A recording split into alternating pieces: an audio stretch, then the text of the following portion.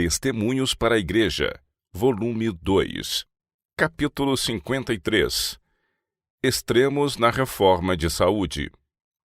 Quando, por ocasião da conferência anual em Adams Center, Nova York, em 25 de outubro de 1868, foi-me revelado que os irmãos estavam em grande perplexidade e angústia por causa da conduta de B e C. Aqueles que têm a causa de Deus no coração não podem senão sentir zelo por sua prosperidade. Vi que esses homens não eram confiáveis, mas extremistas, e lançaram por terra a reforma de saúde. Seu comportamento não era de molde a corrigir ou reformar os que eram intemperantes em seu regime alimentar. Sua influência desagradava crentes e descrentes e os afastava da reforma em lugar de atraí-los. Nossos pontos de vista diferem grandemente daqueles do mundo em geral. Eles não são populares. As massas rejeitarão qualquer teoria, por mais razoável que seja, se ela impõe restrições ao apetite. O paladar é consultado em vez da razão e da saúde. Todos quantos abandonam o caminho comum do hábito e passam a defender reformas sofrerão oposição, serão taxados de loucos, insanos, radicais, que eles sigam essa tão coerente conduta. Mas quando os homens que defendem a reforma levam o assunto a extremos e são incoerentes em sua conduta, as pessoas não serão culpadas se criarem aversão pela reforma de saúde. Esses extremistas causam mais danos em poucos meses do que podem desfazer em toda a sua vida. Por causa deles, toda a teoria de nossa fé é exposta ao descrédito, e nunca levam aqueles que testemunham tal comportamento relacionado à assim chamada reforma de saúde a pensar que há algo de bom nela. Esses homens estão fazendo uma obra que Satanás aprecia ver progredir. Aqueles que advogam uma verdade impopular devem ser mais coerentes em sua vida e terem grande cuidado em se esquivar a tudo que se assemelha a extremos. Não devem trabalhar para ver quão longe podem eles levar sua posição diante dos homens, mas, diferentemente, ver quão próximos podem chegar daqueles a quem desejam reformar para que possam ajudá-los a atingirem o nível que eles tão altamente prezam. Caso pensem assim, seguirão um rumo que recomendará a verdade que defendem ao bom juízo de homens e mulheres sinceros e sensíveis. Esses serão compelidos a reconhecer que há coerência no assunto da reforma de saúde. Foi-me mostrado o procedimento de B na própria família. Tem ele sido severo e exigente. Adotou a reforma de saúde defendida pelo irmão C, e como ele abraçou pontos de vista extremos sobre o assunto, e não possuindo mente bem equilibrada, cometeu terríveis desatinos, cujos resultados o tempo não apagará. Auxiliado por trechos extraídos de livros, começou a pôr em prática a teoria que ouvira defendida pelo irmão C, e como ele fez questão de levar todos a adotarem a norma que ele criara. Submeteu a família às suas regras rígidas, mas deixou de controlar as próprias propensões sensuais. Deixou de colocar-se à altura do alvo, subjugando seu corpo. Se tivesse tido o conhecimento correto do sistema da reforma de saúde, teria sabido que a esposa não estava em condições de dar à luz crianças sadias. As próprias paixões não subjugadas tinham dominado, sem raciocinar da causa para o efeito. Antes do nascimento dos filhos, não tratava ele a esposa como deve ser tratada uma mulher em suas condições. Ele impôs sobre ela suas regras rígidas de acordo com as ideias do irmão C, as quais se provaram um grande mal para ela. Não proveu a qualidade e quantidade de alimento necessário para nutrir duas vidas em vez de uma. Outra vida dela dependia, e seu organismo não recebia o alimento saudável e nutritivo para lhe suster as forças. Havia falta na quantidade e na qualidade. Seu organismo requeria mudanças, variedade e qualidade de alimento mais nutritivo. Os filhos nasciam-lhe com aparelho digestivo débil e sangue pobre. Do alimento que a mãe era forçada a receber, não podia ela prover boa qualidade de sangue e, portanto, deu à luz filhos escrofulosos.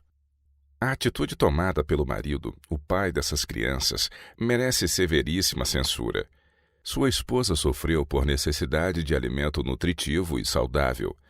ela não recebeu alimento suficiente e vestes para sentir-se confortável. Levou uma carga torturante. Ele, o marido, tornou-se Deus, consciência e vontade dela. Há temperamentos que se rebelarão contra esse tipo de autoritarismo. Elas não se submeterão a tais abusos, cansam-se da pressão e erguem-se contra ela. Mas não aconteceu assim nesse caso. Ela tolerou que ele lhe servisse de consciência e procurou aceitar que isso fosse para seu bem. Mas uma natureza maltratada não pode ser tão facilmente dominada. Suas demandas eram sinceras. As solicitações da natureza por algo mais nutritivo a levaram às súplicas, mas sem resultado. Suas necessidades eram poucas, mas mesmo assim não foram consideradas. Os 2 filhos foram sacrificados pelos erros cegos e ignorante fanatismo do pai. Se homens inteligentes tratassem os mudos animais como tratam a esposa, com respeito à alimentação, a comunidade tomaria o assunto a seu cargo e os levaria à justiça. Em primeiro lugar, B não deveria cometer tão grande crime como trazer filhos ao mundo que a razão deve ensinar que seriam doentes porque recebem um miserável legado dos pais. Uma péssima herança lhes foi transmitida. Seu sangue está cheio de humores escrofulosos que receberam dos pais, especialmente do pai, cujos hábitos corromperam o sangue e afetaram todo o organismo. Essas pobres crianças não apenas receberam uma tendência escrofulosa em duplo legado, mas, o que é pior, são portadores das deficiências mentais e morais do pai e a falta de nobre independência, coragem moral e força da mãe.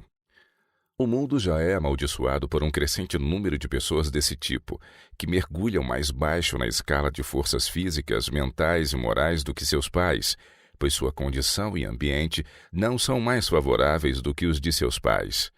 B não é capaz de cuidar da família, não pode sustentá-la como se esperaria, e jamais deveria ter formado família. Seu casamento foi um erro. Propiciou uma vida de pobreza à esposa e acumulou miséria ao ter filhos. Alguns deles subsistem, e isto é tudo. Os que professam ser cristãos não devem entrar nas relações matrimoniais enquanto o assunto não houver sido considerado com cuidado e oração, sob um elevado ponto de vista, a ver se Deus pode ser glorificado por essa união. Cumpre-lhes ponderar, então, devidamente o resultado de todo o privilégio das relações conjugais, fundamentando cada ação em santificado princípio. Antes de aumentar a família, devem pensar se Deus é glorificado ou desonrado com trazerem filhos ao mundo. Devem buscar glorificar a Deus por sua união desde o princípio e durante todo o tempo de sua vida de casados. Devem considerar com calma que provisões podem ser feitas para os filhos. Não têm direito de os porem no mundo para serem uma carga aos outros. Têm eles um meio de vida em que podem confiar quanto ao sustento da família, de maneira a não se tornarem pesados aos outros. Se não têm, cometem um crime em trazer filhos ao mundo para sofrerem por falta do necessário cuidado, alimento e vestuário. Nessa época de pressa e corrupção, estas coisas não são consideradas. As concupiscentes paixões têm o domínio, não se submetendo ao controle, embora a fraqueza, a miséria e a morte sejam o resultado. As mulheres são forçadas a uma vida de privações, dores e sofrimentos devido às indomáveis paixões de homens que usam o nome de marido, devendo mais apropriadamente serem chamados animais. As mães arrastam miserável existência, carregando quase o tempo todo um filho nos braços, usando todos os meios para lhes pôr na boca um pedaço de pão e uma roupa sobre o corpo. Tal é a acumulada miséria que enche o mundo. Amor real, genuíno, devotado e puro, bem pouco existe. É muito raro esse precioso artigo. A paixão é denominada amor. Muita mulher tem sido ofendida em suas tenras, delicadas sensibilidades, porque as relações conjugais permitiam àquele a quem chamavam marido ser brutal em seu tratamento para com ela. Seu amor verificou ela ser tão baixo que lhe causou aversão. Muitíssimas famílias estão vivendo no mais infeliz estado por permitir o marido e pai que as paixões sensuais de sua natureza predominem sobre o intelecto e a moral. O resultado é a sensação frequente de cansaço e depressão, mas a causa raramente é atribuída à consequência de seu impróprio modo de proceder. Achamo-nos sob solene obrigação diante de Deus quanto a guardar puro o espírito e o corpo saudável, a fim de podermos ser um benefício à humanidade, rendendo a Deus um serviço perfeito. O apóstolo pronuncia estas palavras de advertência: Não reine, portanto, o pecado em vosso corpo mortal, para lhe obedecerdes em suas concupiscências. Romanos 6, 12. Ele nos anima a avançar dizendo que todo aquele que luta de tudo se abstém. 1 Coríntios 9, 25. Exorta a todos que se dizem cristãos a apresentarem o seu corpo como sacrifício vivo, santo e agradável a Deus. Romanos 12, 1.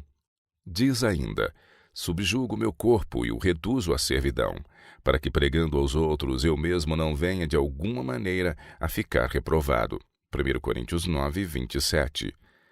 É erro generalizado não fazer diferença na vida de uma mulher antes do nascimento de seus filhos.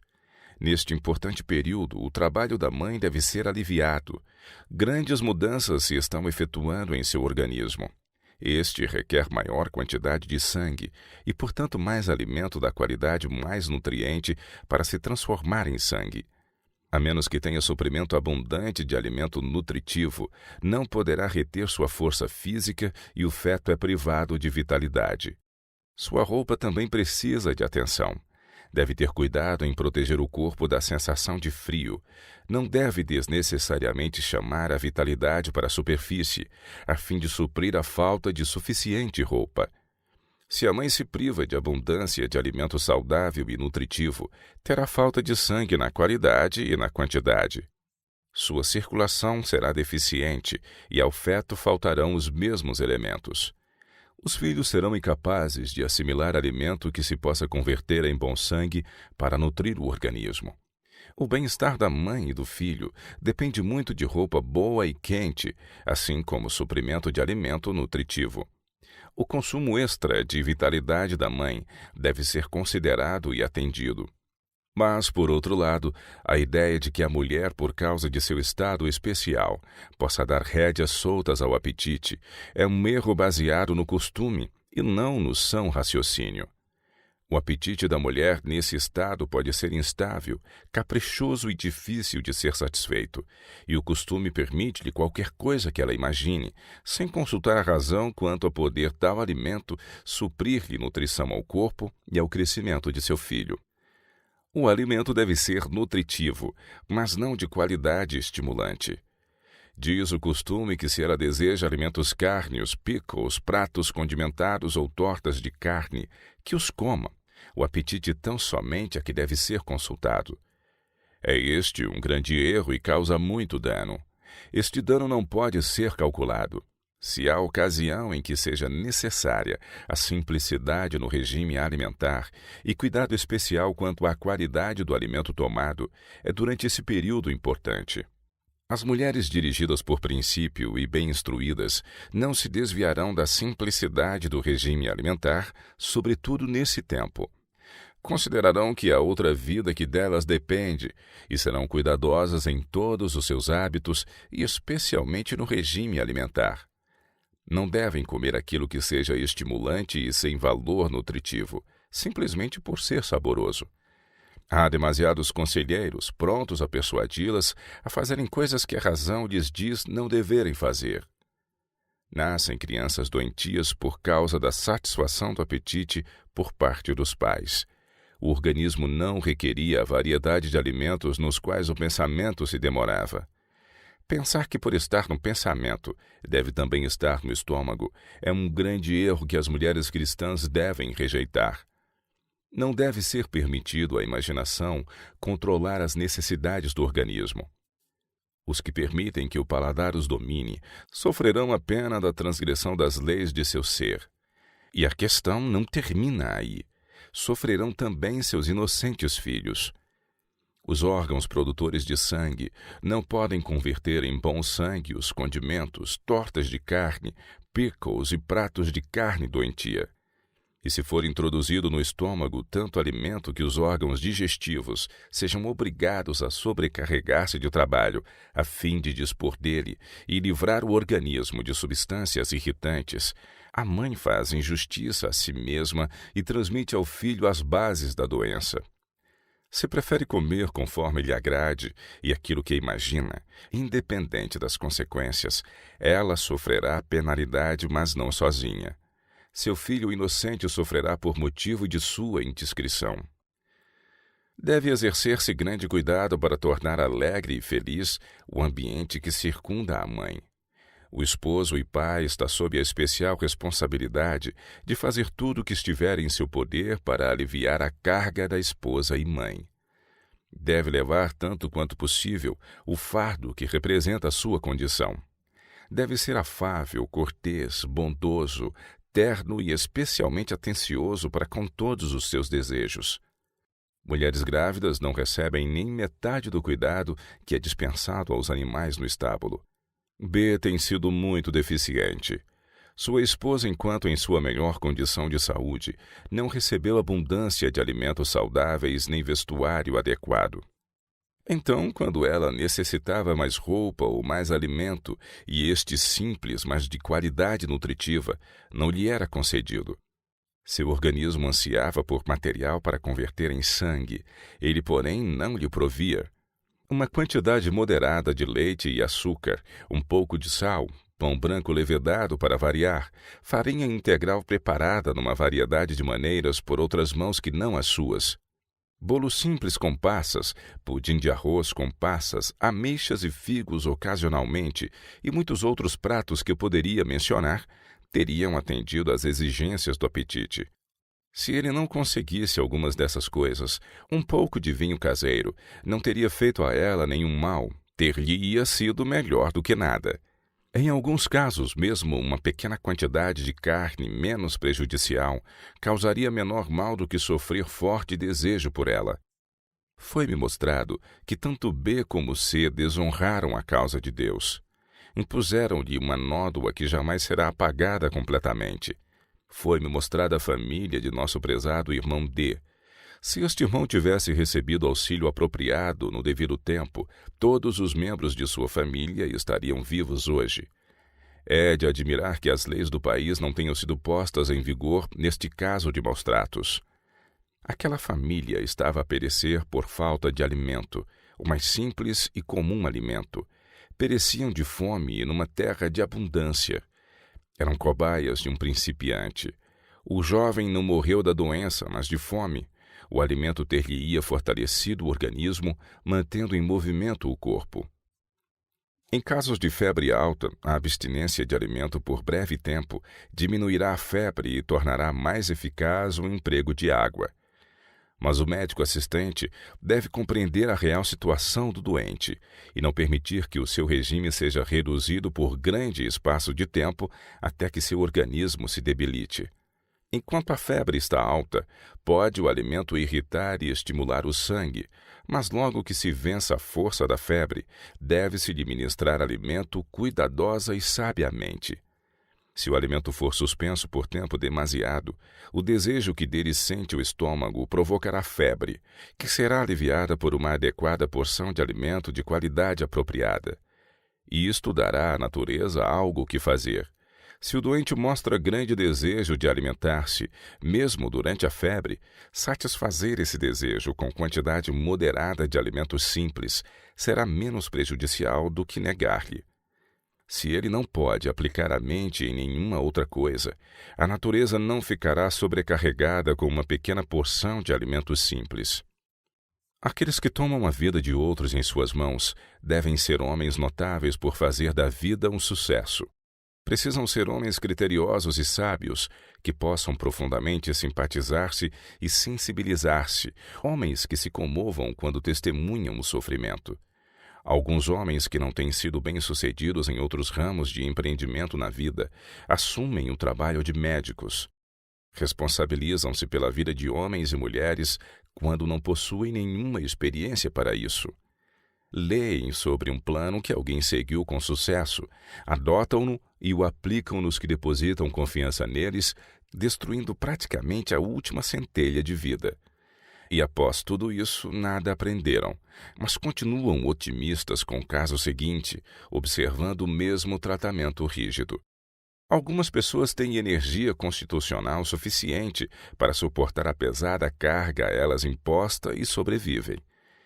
Então, os principiantes recebem a glória, quando nenhum mérito lhes caberia. Tudo é devido a Deus e a uma resistente constituição. O irmão C tem ocupado uma posição indevida ao apoiar o irmão B. Ele lhe tem sido mentor e permanecido ao seu lado para sustê-lo e ampará-lo. Esses dois são fanáticos na questão da reforma de saúde. O irmão C sabe menos do que pensa saber. Ele engana a si mesmo. É egoísta e extremista em seus pontos de vista. Não tem espírito de aprendiz e uma vontade submissa.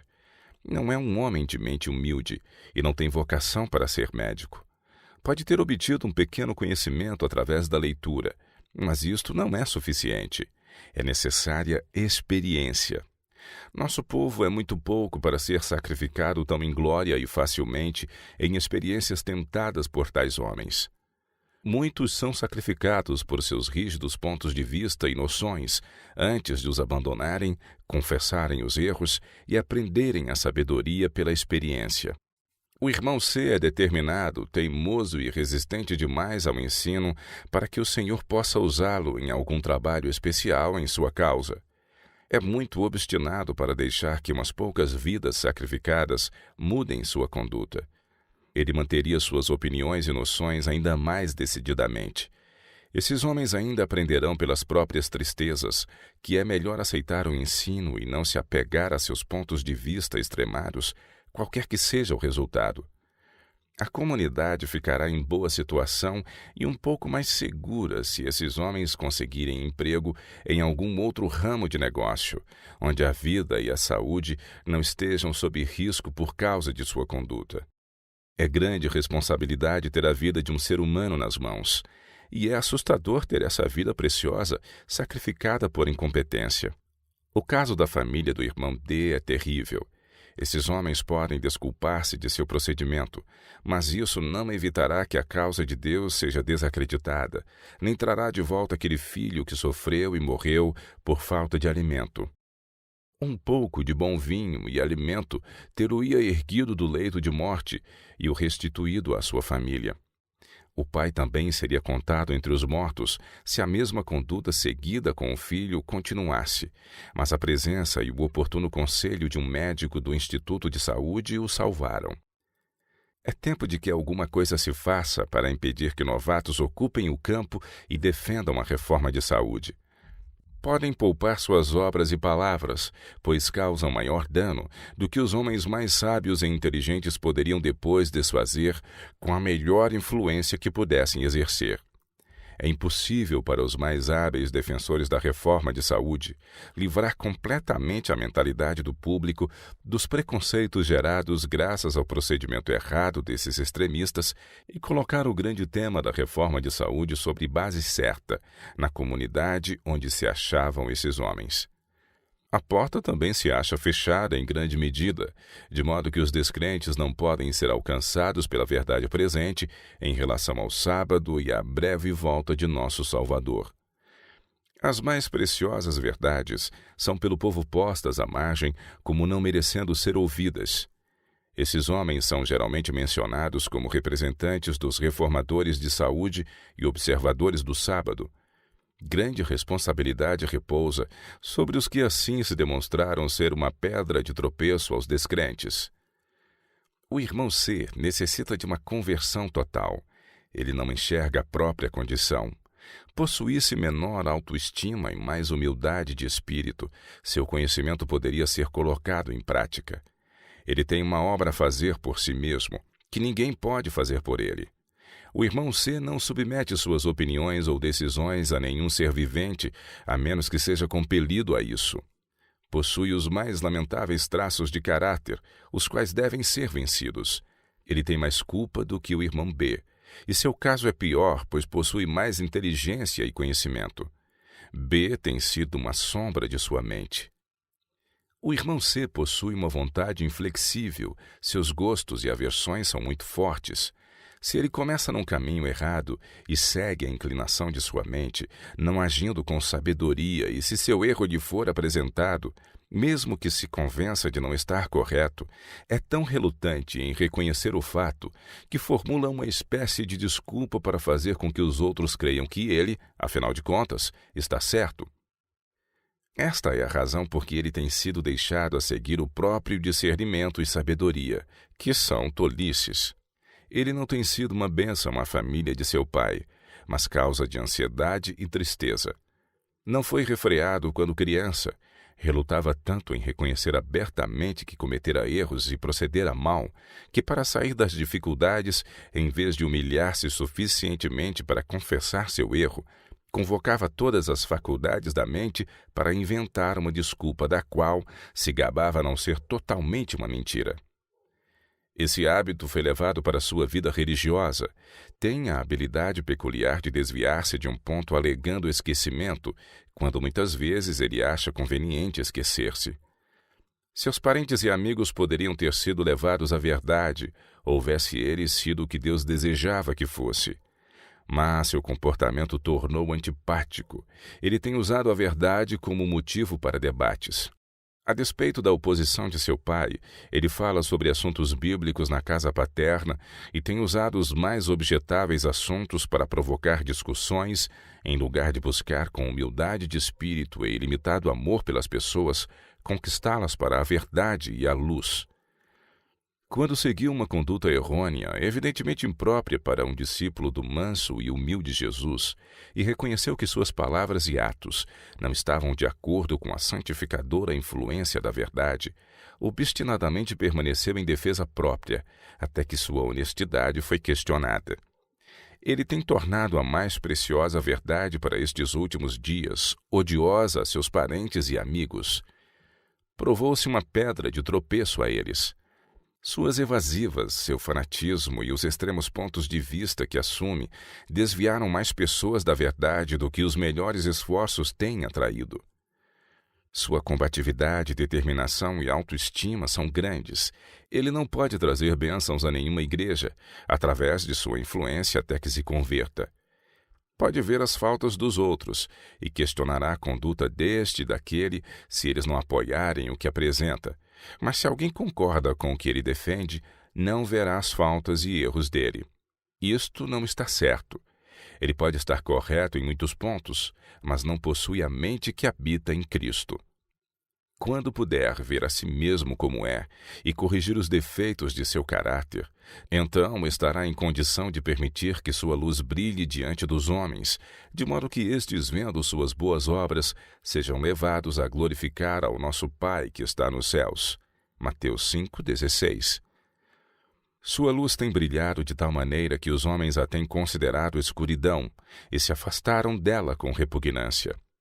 O eu deve morrer, e ele precisa possuir um espírito suscetível ao ensino, ou será deixado a seguir os próprios caminhos e envaidecer-se com suas realizações. E ao servo do Senhor não convém contender, mas sim ser manso para com todos, apto para ensinar, sofredor, instruindo com mansidão os que resistem, a ver se, porventura, Deus lhes dará arrependimento para conhecerem a verdade. 2 Timóteo 2, 24 e 25.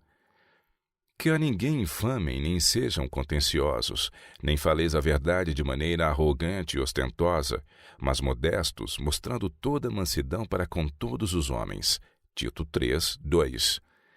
Antes, santificai a Cristo como Senhor em vosso coração, e estais sempre preparados para responder com mansidão e temor a qualquer que vos pedir a razão da esperança que há em vós. 1 Pedro 3, 15. O irmão C quer que sua mente controle os outros e, a menos que tenha esse privilégio, fica insatisfeito. Ele não é um pacificador. Seu procedimento causará tanta confusão e desconfiança na igreja que nem mesmo 10 pessoas juntas seriam capazes de desfazer. Seu temperamento peculiar é tal que ele apanhará falhas e descobrirá faltas em todos, menos em si mesmo. Ele não prosperará se não aprender a lição que deveria ter aprendido muitos anos antes, a humildade de espírito. Em sua idade, ele aprenderá essa lição a muito custo. Durante toda a vida tem tentado autopromover-se, salvar-se, preservar a própria vida e sempre perde seu trabalho. O que o irmão C necessita é tirar o brilho enganador dos olhos para que possa examinar o próprio coração com olhos iluminados pelo Espírito de Deus, testando e provando cada motivo, não deixando que Satanás ponha um falso colorido em sua conduta. Sua situação é extremamente perigosa. Logo voltará definitivamente para o que é reto ou prosseguirá enganando a outros e a si mesmo. O irmão C precisa converter-se no íntimo, ser subjugado e transformado pela renovação do entendimento. Romanos 12, 2. Então poderá fazer o bem. Mas nunca virá para a luz até que tenha um espírito de humilde confissão e tome a decisão de consertar seus erros e, tanto quanto possa, dissipar o descrédito que trouxe à causa de Deus.